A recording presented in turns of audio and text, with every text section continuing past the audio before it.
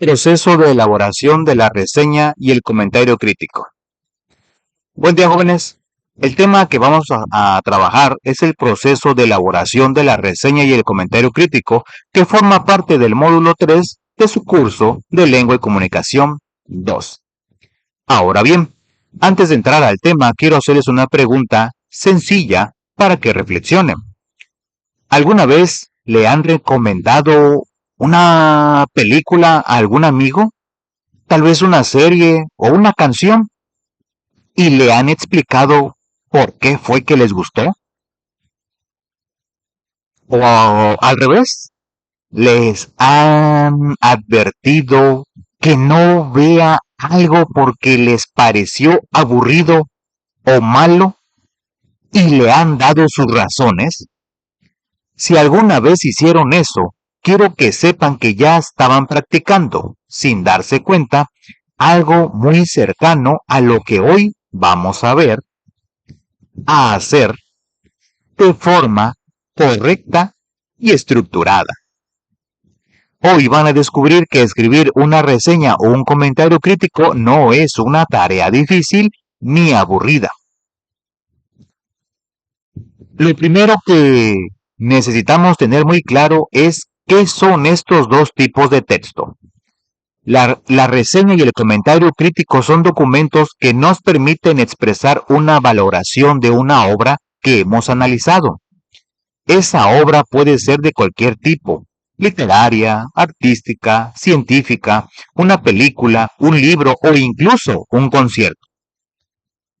Y aquí viene algo importante que quiero que escuchen. No se trata de decir simplemente me gustó o no me gustó. Eso lo puede decir cualquier persona sin ningún esfuerzo. Lo que hace valiosa a una reseña o un comentario crítico es que en ellos argumentamos, es decir, damos razones claras, bien pensadas y sustentadas de por qué tenemos esa opinión sobre la obra. Permítame darles un ejemplo. Imaginen que van a un restaurante y al regresar a casa le dicen a sus padres. Ellos les preguntan ¿cómo estuvo? Y si ustedes solo responden ¿estuvo bien?, no dicen absolutamente nada útil. Pero si ustedes dicen estuvo bien porque la comida estaba recién hecha, el precio era justo, la atención fue amable, entonces ya están argumentando su valoración. Eso mismo es lo que hacemos al escribir una reseña o comentario crítico, pero sobre una obra. Para escribir bien una reseña o comentario crítico, el proceso que vamos a estudiar nos indica que debemos considerar siempre tres aspectos fundamentales. Los llamo los tres pilares porque si falta uno, el texto se debilita. Vamos con cada uno. El primer pilar es la audiencia. Antes de escribir una sola palabra, necesitamos preguntarnos ¿para quién escribo esto? No es lo mismo escribir para niños de primaria que para jóvenes de prepa, ni para universitarios. La audiencia determina el lenguaje que usamos, los ejemplos que elegimos y la profundidad de nuestras explicaciones. Siempre, antes de comenzar, identifiquen a sus posibles lectores y ajusten su lenguaje a ellos. El segundo pilar es la reconstrucción de la obra. Cuando escribimos una reseña debemos presentar una síntesis clara e informativa de la obra que analizamos. ¿Por qué? Porque la persona que leerá nuestra reseña muchas veces no conoce la obra y quiere saber de qué trata antes de decidir si le interesa o no. Entonces, nuestra tarea es darle la información suficiente para que se forme una idea, pero sin contarle todo. Si es una novela, por ejemplo, no revelamos el final.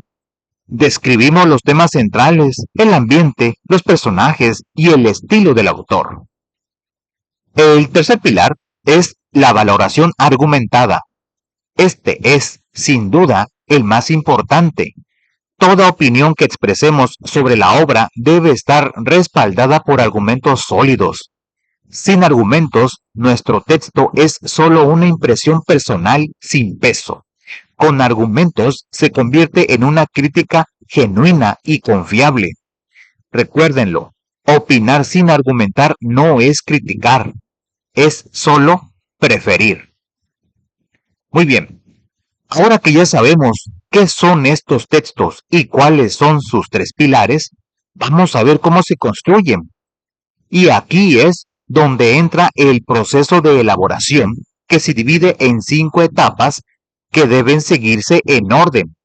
Las etapas son: lectura atenta del texto, organización de ideas, esbozo del documento, redacción y revisión final. Vamos una por una. Primera etapa. Esta es la etapa más importante de todas porque sin ella no hay reseña posible. Y quiero que sepan que leer atentamente es mucho más que pasar los ojos por el texto. La lectura atenta significa analizar, evaluar y juzgar lo que vamos leyendo.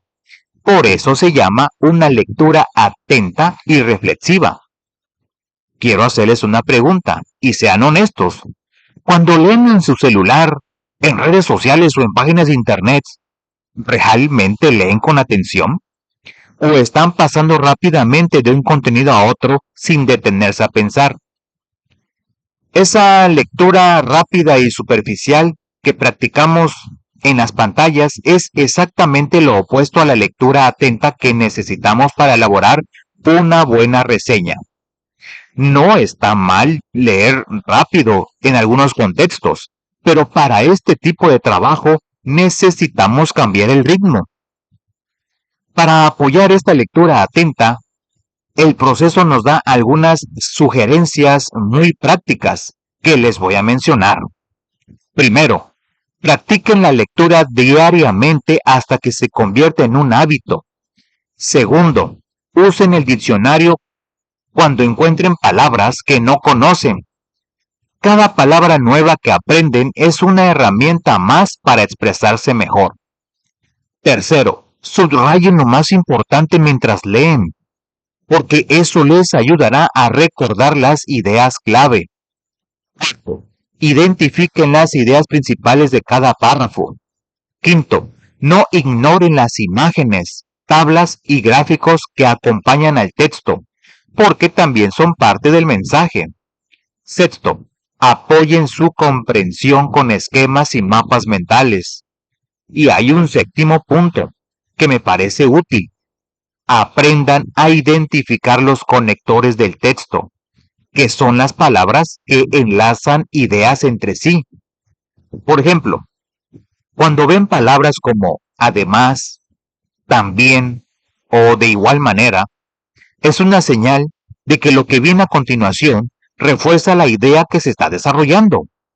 Cuando aparecen, sin embargo, no obstante, o por el contrario, el autor está introduciendo un cambio o una contraposición de ideas.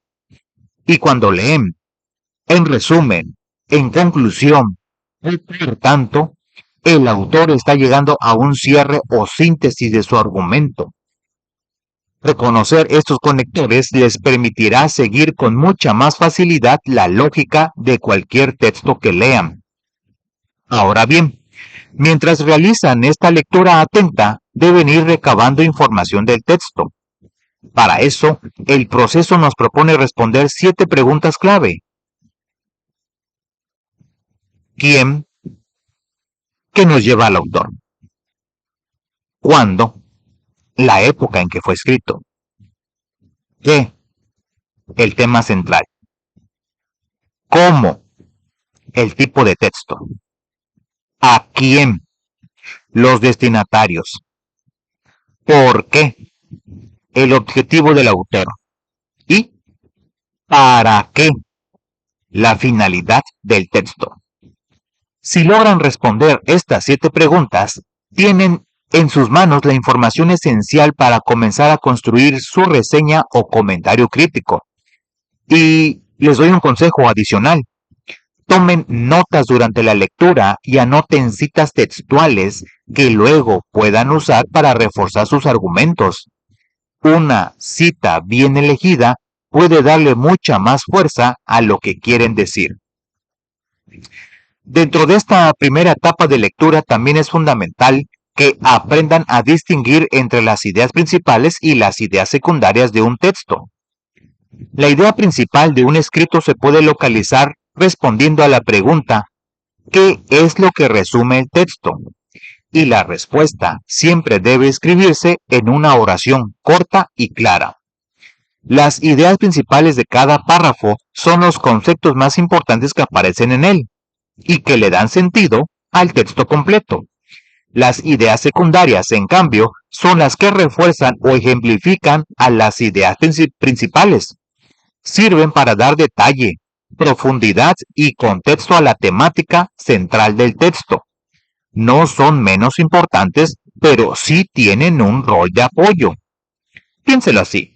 Si un texto fuera un árbol, la idea principal sería el tronco y las ideas secundarias serían las ramas. Sin el tronco no hay árbol, pero sin las ramas el árbol no tendría forma ni frutos. Para que todo esto no quede solo en palabras, veamos un ejemplo que nos presentan en la guía. Se trata de una breve reseña del libro Narraciones extraordinarias del escritor estadounidense Edgar Allan Poe. En esa reseña se presenta a Poe como poeta, narrador y crítico, reconocido como uno de los mejores cuentistas de todos los tiempos. Se explica que fue el maestro de la literatura de terror y el pionero del relato policial y la ciencia ficción en la literatura de su país.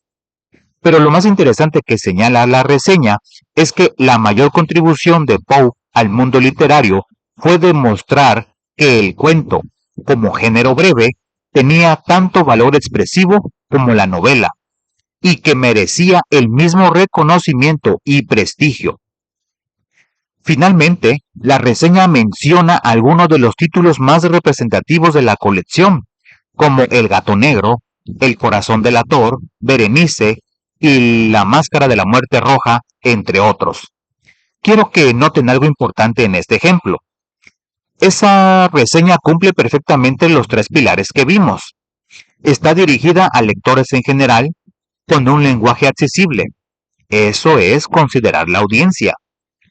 Presenta una síntesis de quién es el autor y qué contiene el libro. Eso es la reconstrucción de la obra. Y hace una valoración positiva del autor argumentando su importancia literaria. Eso es la valoración argumentada. ¿Lo ven? No es complicado. La reseña no es un resumen frío, es un texto con voz propia, con criterio y con argumentos bien colocados. Segunda etapa. Una vez que terminaron la lectura atenta y tienen sus notas, el siguiente paso es organizar toda esa información. Para esto utilizamos un bosquejo, que es un esquema previo donde distribuimos los puntos que van a tener nuestro texto, antes de empezar a redactarlo. El bosquejo es como el plano de una construcción. Nadie empieza a levantar una casa sin saber antes cómo va a quedar.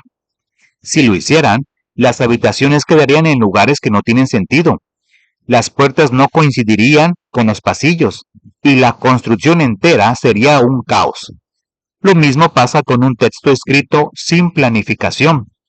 Las ideas quedan desordenadas, se omiten cosas importantes y el lector se pierde. Con un bosquejo, en cambio, saben exactamente qué van a decir, en qué orden y con qué argumentos.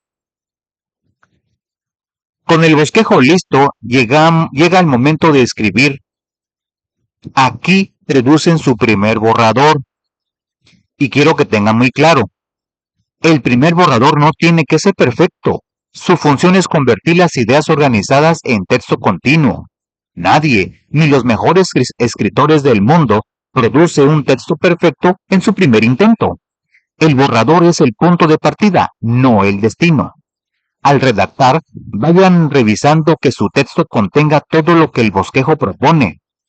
Presentaron al autor o describieron la obra, hicieron la síntesis del contenido, incluyeron sus argumentos de valoración. Si falta algo, ese es el momento de incorporarlo antes de continuar. La revisión es la etapa que con más frecuencia los estudiantes saltan porque sienten que ya terminaron. Y quiero ser muy directo. Saltarse la revisión es uno de los errores más comunes y más costosos que pueden cometer al escribir. Es en esta etapa donde los textos verdaderamente mejoran. Al revisar, verifiquen la ortografía y la puntuación. Revisen que las ideas fluyan con coherencia de un párrafo al siguiente. Confirmen que sus argumentos sean claros y suficientemente desarrollados. Asegúrense de que el lenguaje sea adecuado para la audiencia que identificaron al inicio y pregúntense siempre, ¿un lector que no conoce la obra entendería mi texto? Antes de cerrar, quiero compartirles algo que aparece en su guía y que me parece importante. Leer tiene beneficios comprobados que van mucho más allá de la escuela. Leer mejora la creatividad, nos ayuda a expresarnos mejor, estimula la concentración, hace crecer el vocabulario, reduce el estrés, mejora la memoria, nos vuelve más empáticos con los demás y frena el deterioro cognitivo a largo plazo. Ahora bien, piensen en esto. Cuando elaboran una reseña o un comentario crítico, están practicando la lectura atenta, el pensamiento crítico, la argumentación y la escritura, todo al mismo tiempo. En un solo ejercicio, están desarrollando 4 habilidades fundamentales. Pocas actividades académicas son tan completas y tan útiles como esta. Muy bien, jóvenes, hemos llegado al cierre de nuestro video y antes de despedirnos quiero que hagamos un repaso de lo más importante. Aprendimos que la reseña y el comentario crítico son textos que expresan una valoración argumentada de una obra y que para escribirlos bien debemos considerar siempre 3 pilares: la audiencia, la reconstrucción de la obra y la valoración sustentada en argumentos. Sin estos 3 elementos, el texto pierde solidez. Vimos también que escribir estos textos no es un acto espontáneo, sino un proceso que tiene 5 etapas bien definidas: la lectura atenta del texto, la organización de las ideas mediante un bosquejo, la redacción del primer borrador y la revisión cuidadosa que nos lleva a la versión final. Cada etapa tiene su función y todas son necesarias. Y sobre todo, espero que hayan comprendido que aprender a leer con atención, a analizar lo que leen y a expresar sus ideas con argumentos no es solo una tarea para la clase, es una habilidad que las acompañará toda la vida. En la universidad, en el trabajo, en su participación como ciudadanos y en sus relaciones con los demás. Saber pensar con claridad y expresarse con argumentos es una de las cosas más valiosas que pueden desarrollar en esta etapa de su formación. Los invito a que cuando lean cualquier cosa se hagan esta pregunta: ¿qué pienso de esto y por qué? Esa simple pregunta es el inicio de todo pensamiento crítico genuino, y el pensamiento crítico, jóvenes, es la herramienta más poderosa que pueden llevar consigo a donde quiera que vayan. Muy bien, jóvenes, eso es todo por este video. Recuerden suscribirse al canal, dejen su like, comenten y compartan.